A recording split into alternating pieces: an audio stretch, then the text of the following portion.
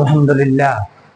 সুপ্রিয় স্টুডেন্টস, আমরা আজকে কারক নির্ণয়ের একেবারে সহজ পদ্ধতি নিয়ে কথা বলব।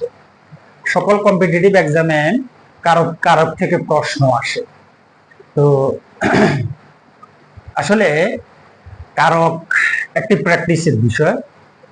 প্র্যাকটিসের আগে আমাকে তো একটি বেসিক বিষয় জানতে হবে যে আসলে কারকটা কোন সূত্র ধরে আমরা কারকটা নির্ণয় করব।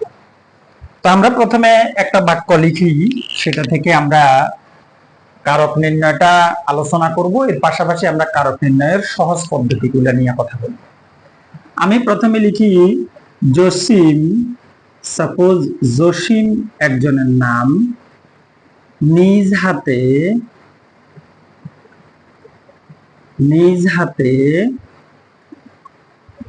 পকেট থেকে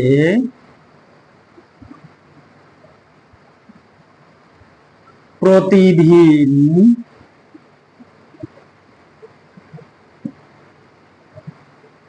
গরিবদেরকে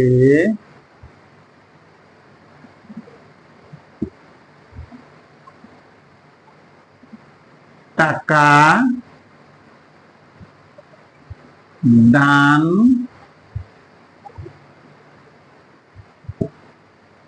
করেন। আমি একটি বাক্য লিখেছি। এই বাক্যে প্রত্যেকটি কারক আছে। তো এখান থেকে আমরা সহজভাবে কারক নির্ণয় করব। প্রথমত হচ্ছে কারক আসলে কি। আমরা যদি বাক্যের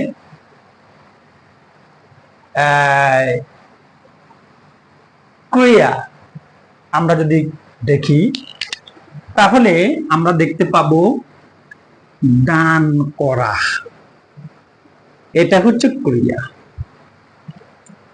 তো বিষয়টি হচ্ছে বাক্যের অন্যান্য শব্দগুলো ক্রিয়ার সাথে যে সম্পর্ক রেখে চলে তাকেই আমরা কারক বলি। কেমন? যেমন একটি শিশুর পরিচয় তার মাকে কেন্দ্র করে। মা হচ্ছে একটি শিশুর জন্য ক্রিয়া। তো মায়ের সাথে বাবার সম্পর্ক, মায়ের সাথে মায়ের ভাইদের সম্পর্ক, মায়ের সাথে অন্যান্য ছেলে মেয়ের সম্পর্ক, মায়ের সাথে মায়ের বাবার সম্পর্ক, এটাকে বেসড করেই একটি শিশুর সম্পর্ক তৈরি হয়। ঠিক একই রকম যে বাক্যের ক্রিয়া মানে মাদার, এর সাথে অন্যান্যদের যে সম্পর্ক, কি সম্পর্ক রয়েছে, সেই সম্পর্ককে ভিত্তি ধরেই আমরা কারক নির্ধারণ করব। তো আমরা প্রথমে ধরি যে এই বাক্যে ক্রিয়ার সাথে জসিমের কি সম্পর্ক। আমরা জানি এই বাক্যের ক্রিয়ার সাথে জসিমের সম্পর্ক হচ্ছে, জসিম হচ্ছে কর্তা। এজন্য আমরা জসিমকে বলবো কর্তৃকারক। জসিমকে আমরা কি বলবো? কর্তৃকারক বলবো। ওকে। 2 নাম্বার আমরা দেখব এই বাক্যের দানের সাথে যে সম্পর্ক রয়েছে সেটাকে আমরা দেখব। ধরুন এখানে হচ্ছে টাকা, টাকার সাথে দানের কি সম্পর্ক? টাকা হচ্ছে দানের কর্ম, টাকা হচ্ছে কর্ম। তাই আমরা এই বাক্যের টাকাকে কি বলবো? কর্মকারক। কর্মকারক। 3 নাম্বার হচ্ছে এই বাক্যের জসিম দান করেন, ঠিক আছে, কি দ্বারা করেন? নিজ হাত দ্বারা করেন। তাহলে একটি উপায়ে করেন, নিজ হাত দ্বারা, এটা হচ্ছে করণ। তাহলে এই বাক্যে আমরা এই হাতকে বলবো কি? করণ কারক। করণ কারক।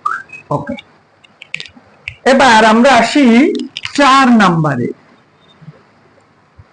4 নম্বরে আমরা দেখব কাদেরকে দেন তিনি?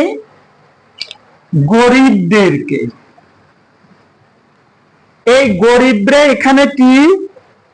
গরিবরা হচ্ছে এখানে গরিবদেরকে তিনি কি করেন? সম্প্রদান করেন স্বার্থবিহীন ভাবে। তাইলে সম্প্রদান করেন। এজন্য এই বাক্যে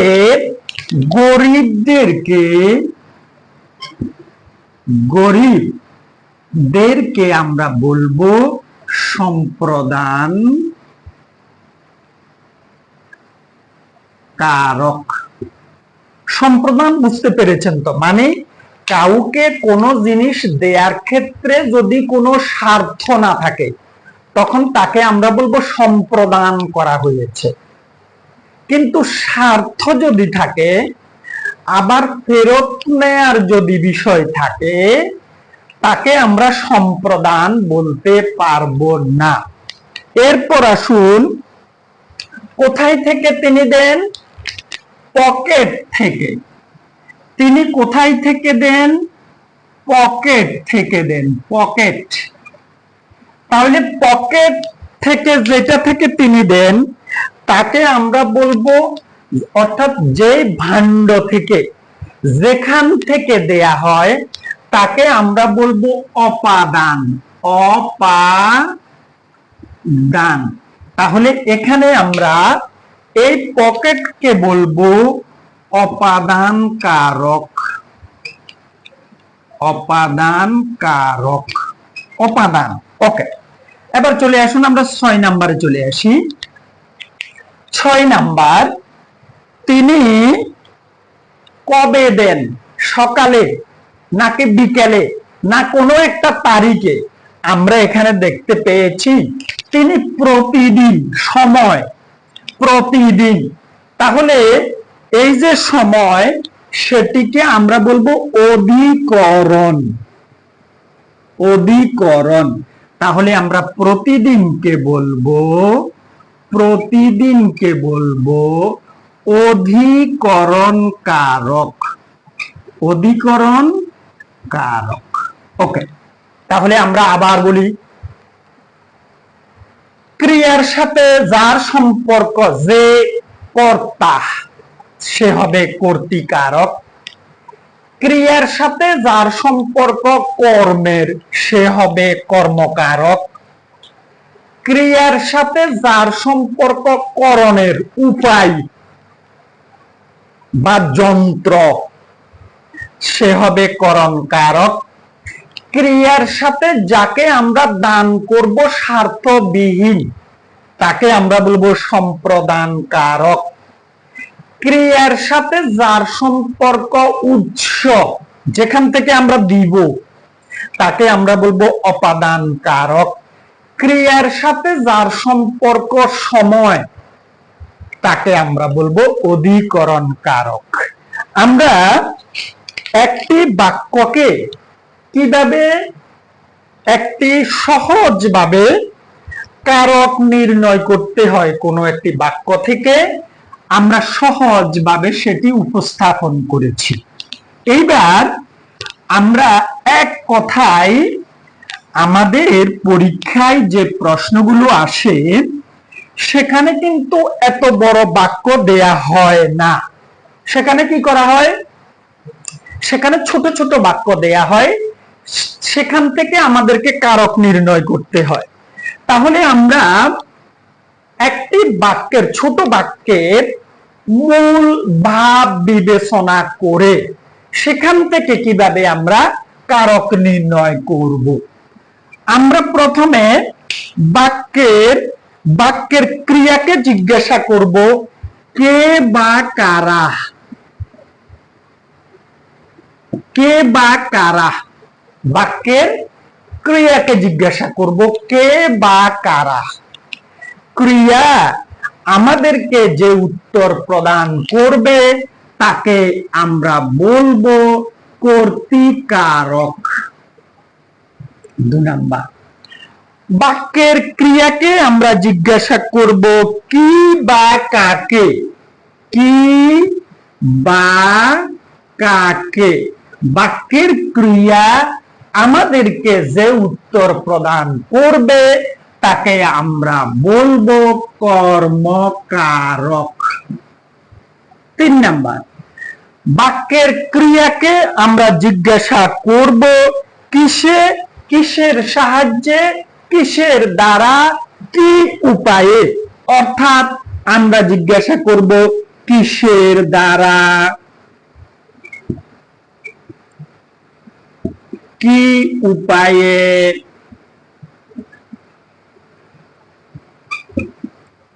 অর্থাৎ উপায়, আমরা ওখানে বলেছি না কি দ্বারা দিয়েছে, সে হাত দ্বারা দিয়েছে। কিসের দ্বারা, কি উপায়ে।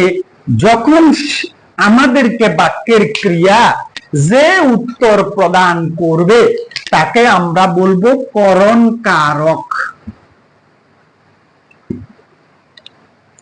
4 নাম্বার, বাক্যের ক্রিয়াকে আমরা জিজ্ঞাসা করব কাকে, কাকে, তবে নিঃস্বার্থভাবে। কাকে, যেমন আমরা এখানেও বলেছি কাকে, তবে এখানে কিন্তু নিঃস্বার্থভাবে নয়। আমি ধোফাকে কাপড় দিয়েছি, সেটি কিন্তু কর্মকারক ধোফা। কিন্তু জসিম সাহেব জামাইকে কন্যা দান করলেন, সেটা কিন্তু কি সম্প্রদান কারক। তাহলে কাকে নিঃস্বার্থভাবে হতে হবে, নিঃস্বার্থভাবে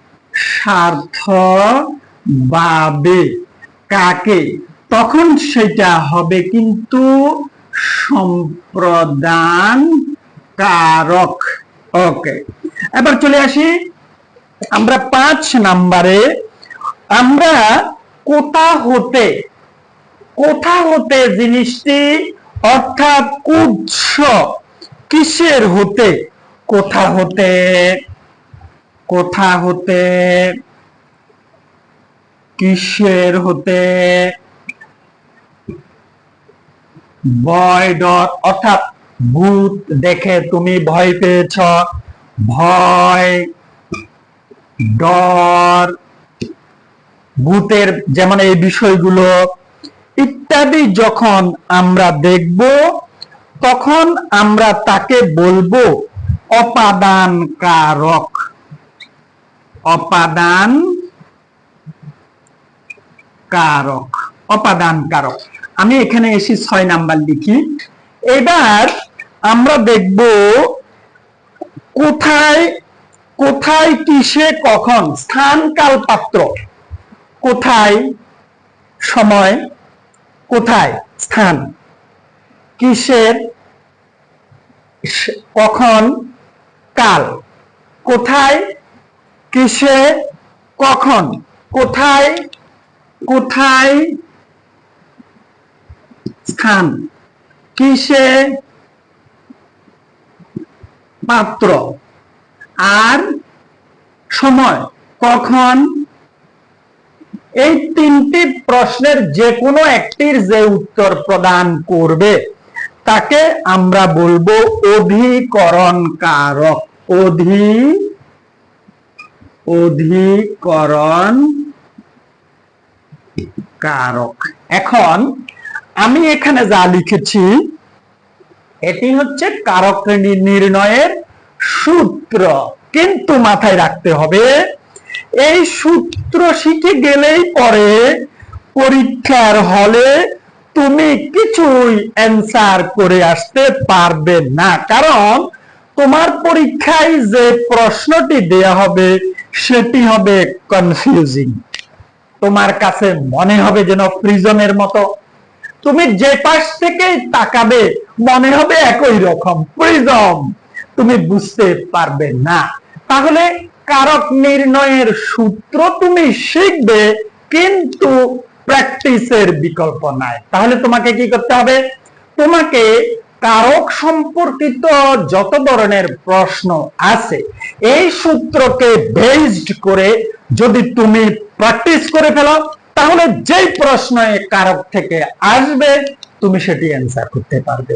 আর মনে রাখতে হবে, যে পরীক্ষায় তুমি দিতে যাও না কেন কারক থেকে প্রশ্ন থাকবেই থাকবেই থাকবেই।